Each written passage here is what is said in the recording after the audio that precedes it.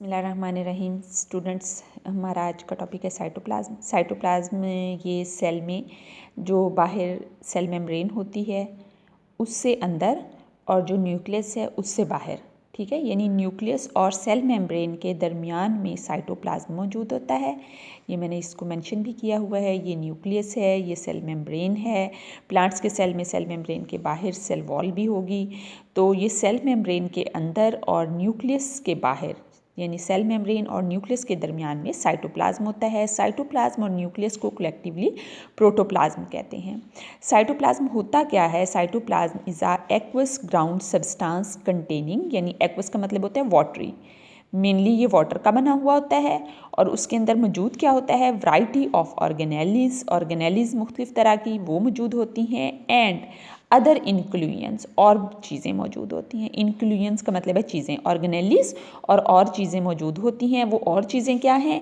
Insoluble wastes and storage products.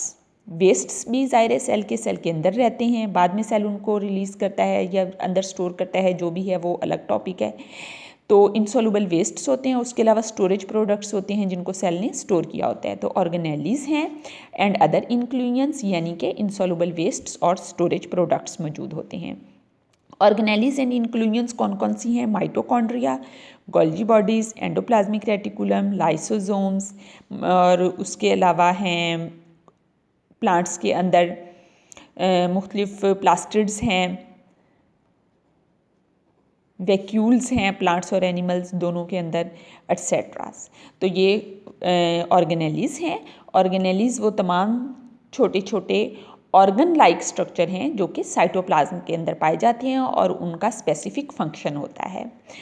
तो cytoplasm की अगर हम कंपोजिशन देखें तो एक तो उसमें ऑर्गेनेलीज और एंड इंक्लूएंस हैं, और दूसरी चीज़ है उसमें साइटोसोल, जो सॉल्युबल पार्ट है साइटोप्लाज्म का, दैट इज़ कॉल्ड साइटोसोल।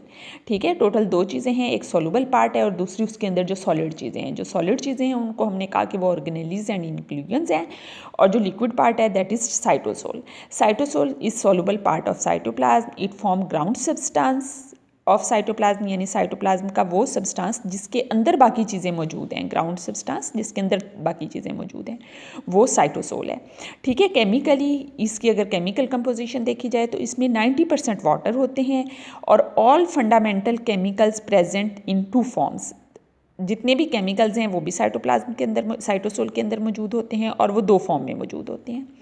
जो केमिकल्स हैं वो दो फॉर्म में मौजूद होते हैं, ट्रू सोल्यूशन की फॉर्म में और कोलोइडल सोल्यूशन की फॉर्म में। जो स्मॉल मॉलिक्यूल्स एंड आयंस हैं वो ट्रू सोल्यूशन की फॉर्म में होते हैं। ट्रू सोल्यूशन वो है जो डिज़ोल्व होता है, जो उसमें सस्पेंडेड नहीं होता, नज़र नहीं आ रहा होता, बल्कि डिज़ोल्व हो जाता है। जिस तरह हम सॉल्ट को वाटर में डाल दें और मिक्स करें तो वो अंदर नज़र नहीं आता ना, वो डिज़ोल्व हो जाता है, वो ट्रू सोल्यूशन बन जाता है। चीनी को हम मिक्स करें वो डिज़ोल्व हो जाती है, वो ट्रू सोल्यूशन बन जाता है। इसी तरह जो स्मॉल मॉलिक्यूल्स एंड आयंस हैं वो इसके अंदर डिज़ोल्व हो जाते हैं और ट्रू सोल्यूशन बनाते हैं। दूसरा सोल्यूशन है कोलोइडल सोल्यूशन। जो लार्ज मॉलिक्यूल्स हैं जो कि इसके अंदर डिज़ोल्व नहीं होते, वो इसके अंदर सस्पेंडेड रहते हैं, वो कोलोइडल सोल्यूशन बनाते हैं।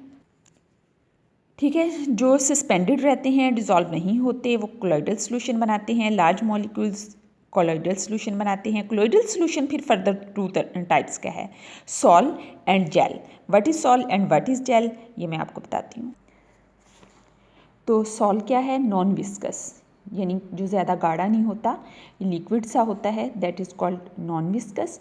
और दूसरा है विस्कस, यानी कि गाढ़ा, इसको जेल कहते हैं। और ये सेमी सॉलिड होता है, यानी लिक्विड नहीं होता और सॉलिड भी नहीं होता, बल्कि ज़रा गाढ़ा सा मटेरियल होता है जिसको सेमी सॉलिड मटेरियल कहते हैं। फंक्शन ऑफ साइटोप्लाज्म क्या है? ये स्टोरेज हाउस है। किस चीज़ के लिए स्टोरेज हाउस है? Most of important compounds like starch etceteras, these are present in the cytoplasm. तो बहुत सारे केमिकल्स के लिए ये, बहुत सारी चीज़ों के लिए स्टोरेज हाउस है। उसके अलावा ये मेटाबॉलिक प्रोसेसेस इसके अंदर होते हैं, जैसे कि ग्लाइकोलिसिस है। ग्लाइकोलिसिस क्या है? ग्लूकोज की ब्रेकडाउन है। ग्लूकोज की ब्रेकडाउन के दौरान एनर्जी रिलीज़ होती है, उस एनर्जी को सेल यूटिलाइज करते हैं।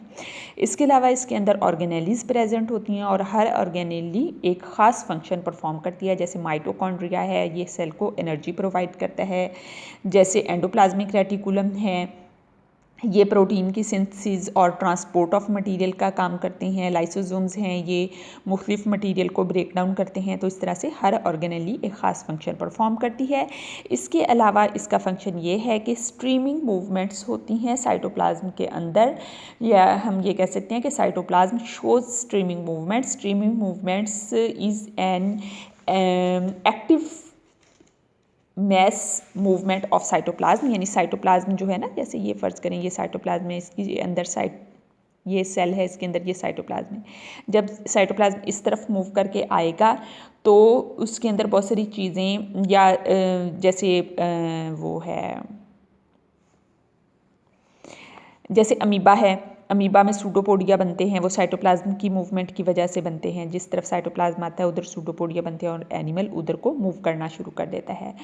इसी तरह से सेल के अंदर ऑर्गेनेलीज जो हैं वो एक जगह से दूसरी जगह मूव करती हैं इसकी स्ट्रीमिंग मूवमेंट्स की वजह से। और ये ऑर्गेनेलीज की मूवमेंट क्यों ज़रूरी है? फॉर एग्जाम्पल हम अगर माइटोकॉन्ड्रिया को देख लें तो माइटोकॉन्ड्रिया का फंक्शन है एनर्जी प्रोवाइड करना, ठीक है। तो माइटोकॉन्ड्रिया जहाँ पे जाएगा सेल को वहाँ पर एनर्जी प्रोवाइड करेगा, सेल अपने फंक्शन परफॉर्म कर सकेगा। और माइटोकॉन्ड्रिया को पहुँचाने में रोल कौन प्ले कर रहा है? साइटोप्लाज्म। इसकी स्ट्रीमिंग मूवमेंट्स उनको पहुँचा रही है।